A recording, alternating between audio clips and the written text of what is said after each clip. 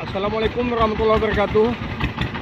Kita menemukan sebuah bot nelayan yang terkatung-katung di tengah laut lepas di atas pulau, di atas Paro. Ini kapal nelayan yang kita temukan.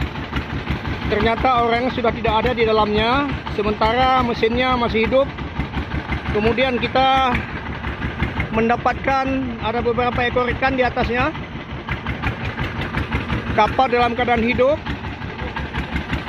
Kita nggak tahu siapa pemiliknya. Saya Didi, salah seorang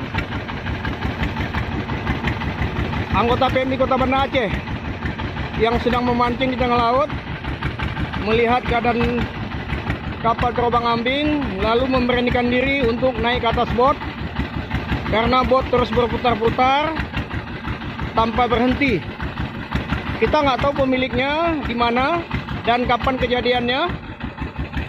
Kami ada 3 bot, pancing yang sedang memancing di tengah laut. Ini semua kami teman-teman dari Lantamen Barat.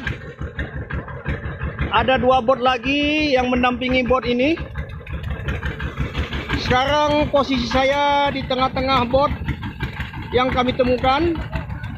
Dan rencananya bot ini akan kami giring ke TPI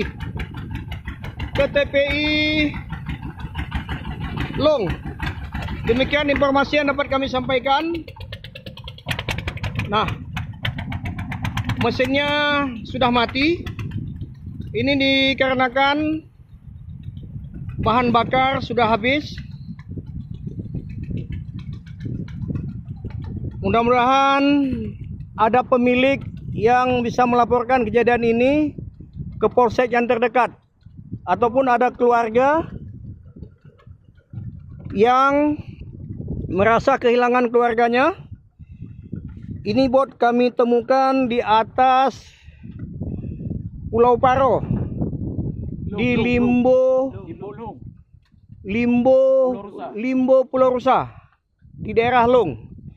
Demikian informasi, saya Didi bersama teman-teman melaporkan dari Laut Long. Wassalamualaikum warahmatullahi wabarakatuh.